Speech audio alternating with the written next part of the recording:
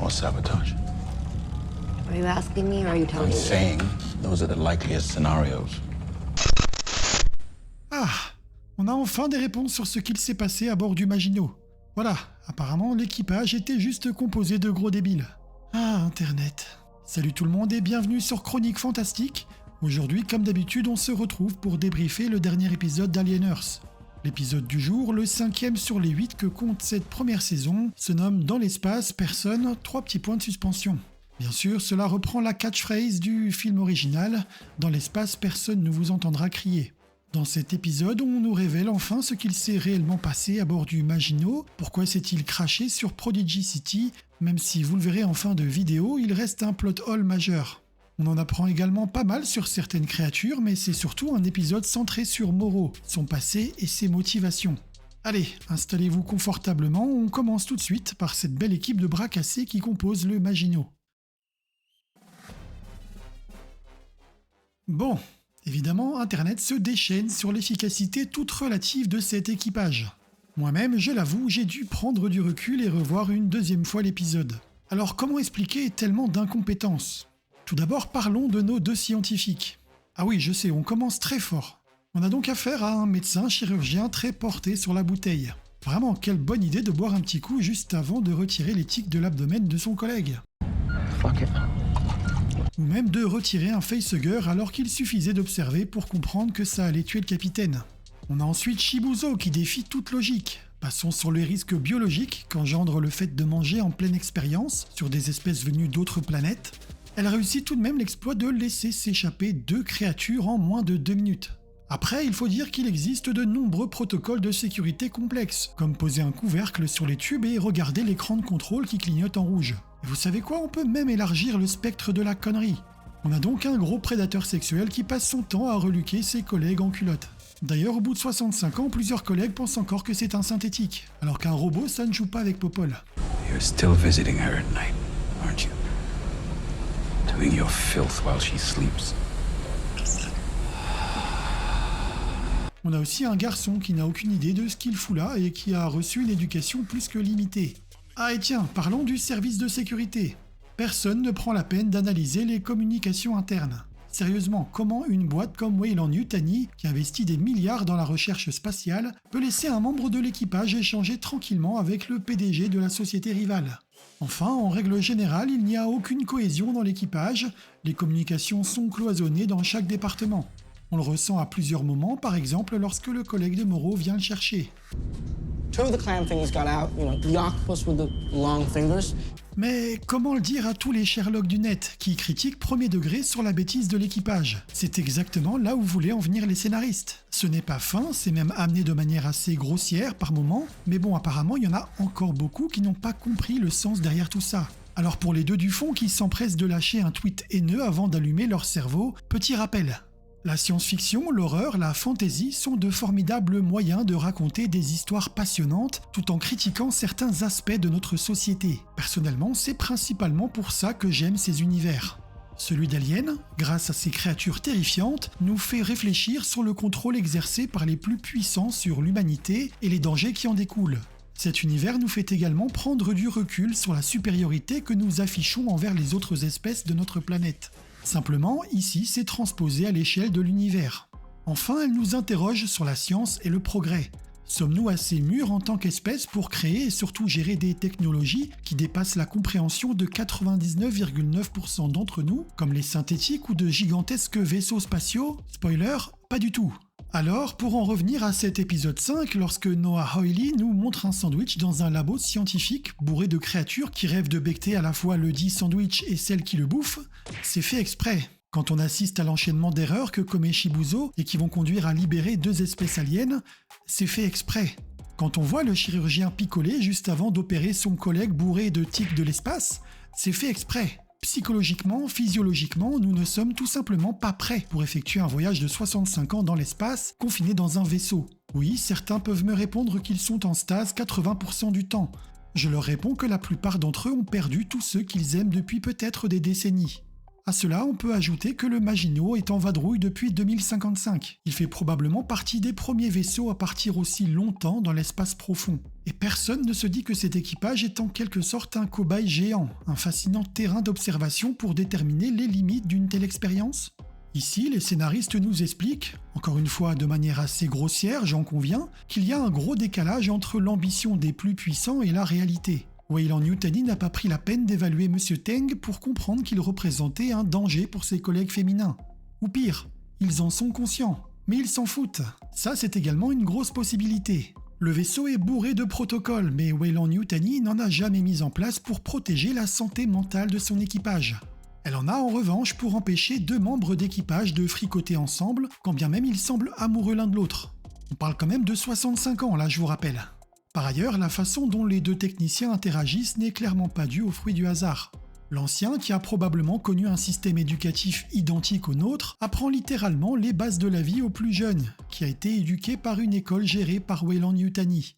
I thought we were going to be collecting like rocks and stuff. That's what it said on the paper, biological survey. No. No, geology is the study of rocks and stuff. Biology is the study of animals. Oh shit. Oui, ils vivent dans un monde où même les écoles semblent contrôlées par les 5 corporations, comme l'explique la lettre de Moreau. Je commence à regarder les écoles. Je ne le savais pas, mais maman dit que Weyland-Yutani paiera toutes mes études, à condition que j'intègre une de leurs écoles agréées. C'est vraiment le cas? Parce que moi je préférerais aller dans une université classique. Là-bas, il n'y a pas de restrictions sur le contenu qu'ont les écoles de la compagnie. Je pense que si je m'en donnais la peine, je pourrais rentrer à Harvard. Mais évidemment, il faudrait que je la paie moi-même. Moralité, Weyland-Yutani a fortement contribué à l'abrutissement de sa population, certainement dans le but de mieux les contrôler. Personnellement, je trouve que la dinguerie la plus folle de cet épisode provient du sabotage et du fait que le PDG d'une entreprise concurrente puisse soudoyer un membre d'équipage aussi facilement. Mais voyez-vous, même ça on peut l'expliquer. Weyland-Yutani prend tellement son équipage pour des crétins qu'il ne leur a pas semblé judicieux d'automatiquement contrôler les communications. Elle ne s'est pas dit que l'un d'entre eux pourrait péter un câble. Elle ne s'est juste pas dit que son équipage est composé d'êtres vivants dotés d'émotions. Elle les prend pour des enfants et ne les fait marcher qu'au chantage du salaire. Failure to comply with a direct order from your security officer in the course of a criminal investigation will result in a total forfeiture of shares. Et puis il y a le comportement envers les créatures. On ressent une certaine condescendance de Shibuzo par exemple face à Tiocelius. Là encore on touche à l'essence de la saga Alien, en version moins fine. L'infinie supériorité que prétend détenir l'espèce humaine sur tout ce qui nous entoure. En 1979, ce sentiment fut anéanti par le xénomorphe. Une créature intelligente, implacable, dénuée de cruauté mais qui répond à son instinct dans un environnement qui n'est pas le sien. Aujourd'hui, le xénomorphe est accompagné de 4 autres espèces intelligentes, finalement même plus intelligentes que l'équipage. Tout simplement parce qu'elles restent dans leur champ de compréhension et de compétences, où elles y excellent sans aucune prétention mégalomaniaque. Évidemment, la solution la plus logique, la plus évidente, est amenée par l'ancien de l'équipage. Put them both in the airlock and have done with it. Is that engineering sufficient opinion? Celui qui a peut-être vécu une partie de son existence sans le contrôle des 5 corporations.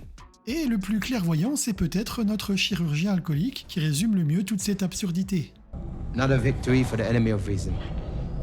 This space bug is proof of how stupid smart people can be. Smart enough to build ships capable of space travel, of splitting the atom and decoding the genome, but too stupid to realize you don't bring parasites home with you. Mais ça dépasse tout le monde, y compris nous, les spectateurs. Parce que ce que l'on pense le plus important, comme toujours, c'est la cargaison, pas l'être humain. Alors encore une fois, est-ce que tout ceci a été amené à la truelle par les scénaristes? Oui, 1000 fois oui. Mais bon, il va falloir se rendre compte qu'on a aussi les films et séries qu'on mérite. Le film original nous avertissait déjà de tout ça, comme Jurassic Park, Godzilla ou Terminator en leur temps. Est-ce que les choses ont changé depuis? Oui, elles ont empiré. I warned you guys in 1984. You didn't listen.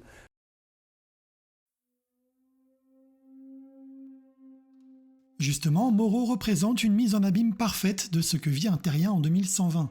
Bien qu'en apparence il a tout de l'antagoniste principal, Moreau n'échappe pas à la règle. C'est un pion sur l'échiquier de Weyland-Yutani. Un pion VIP, certes, on apprend sa proximité avec l'ancienne dirigeante de l'entreprise, mais un pion tout de même. My grandmother was very fond of you, you know. I'm grateful. She had no reason to take me in. Feral boy with a palsied arm begging in the street. Mais là encore, ce n'est pas si simple. Il est clair qu'il s'est senti redevable envers la corporation qui l'a recueilli et lui a donné une amélioration cybernétique. C'est exactement de la même manière que s'est comporté Prodigy avec Joe la semaine dernière en lui offrant un poumon. Sauf que Moreau a mordu à l'hameçon et est devenu, oui, un élément parfait pour la compagnie. Une personne qui n'agit plus selon ses émotions mais obéit uniquement à l'ordre de mission. Par ailleurs, on apprend qu'il est sur le Maginot par sacrifice. Son engagement de 65 ans finançait par exemple les études de sa fille. Tragiquement, ce sacrifice s'avère vain. On apprend que sa fille est morte dans un incendie. Il est probable qu'il souffre depuis des décennies d'un sentiment d'impuissance et de culpabilité par rapport à ça. Que serait-il arrivé s'il était resté sur Terre ? Tout ce mal-être, Moreau l'a transformé en quelque sorte en loyauté. Pour ne pas laisser ce sacrifice et la mort de sa fille vain, il met un point d'honneur à finir sa mission. Est-ce qu'il y parviendra ? Peut-être, mais je pense qu'il s'agit d'un épisode charnière pour ce personnage. Il devient en quelque sorte un anti-héros, même si, je vous le rappelle, il tient la famille de Slightly en otage. Cette semaine, on en apprend aussi davantage sur les créatures transportées par le Maginot, xénomorphes compris. Et si on l'avait déjà pressenti, c'est désormais limpide. Ces espèces sont diaboliquement intelligentes. Alors ça en a fait bondir certains sur internet, mais encore une fois, c'est exactement là où veulent nous emmener les scénaristes. Comme les raptors qui ouvrent la porte de la cuisine dans Jurassic Park, ces bestioles agissent parce que nous les avons sous-estimées à l'origine par pure hubris. Bref, commençons par l'éthique de l'espace. Pendant que l'une attire le regard de Shibuzo, l'autre ouvre le couvercle de leur box.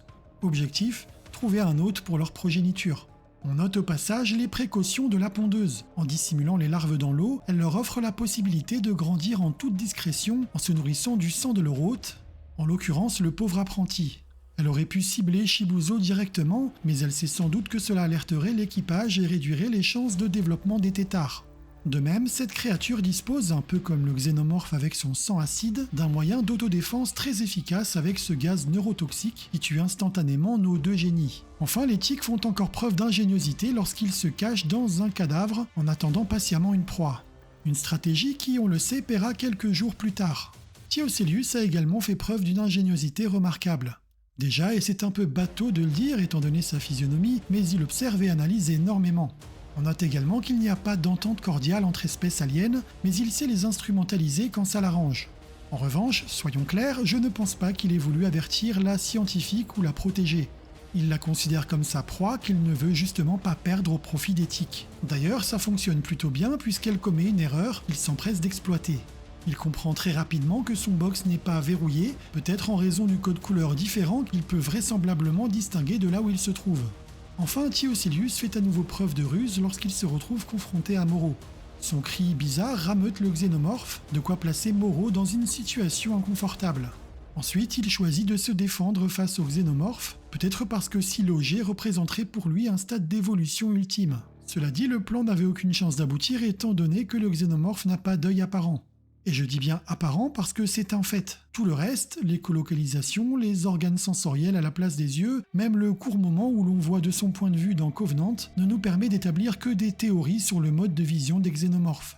D'ailleurs, si vous avez une info à ce sujet, n'hésitez pas à inonder la section commentaires. Pour en finir avec cette interprétation, Theocelius serait de toute manière probablement dissous par le sang acide du xénomorphe si d'aventure il parvenait à percer son exosquelette ultra résistant. Et puisque l'on évoquait le xénomorphe, petite précision sur ce que connaît l'équipage. We know they can survive in the cold vacuum of space, right? So maybe their metabolism doesn't slow like ours. Call Chibuzo. Alors comment le savent-ils, à moins de l'avoir observé de leurs propres yeux ou d'être parvenus à analyser leur sang acide? Ma théorie, c'est que les ovomorphes ont peut-être été trouvés sur une lune sans atmosphère. Cela expliquerait aussi pourquoi Shibuzo mentionne la présence d'une quantité non négligeable de rayonnement gamma qui se propagerait aisément en l'absence d'une atmosphère protectrice.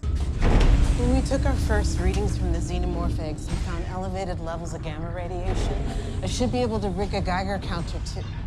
Enfin, avant de clore ce chapitre hebdomadaire sur les créatures, n'oublions pas la phrase prononcée par Petrovich à destination de Boy Cavalier.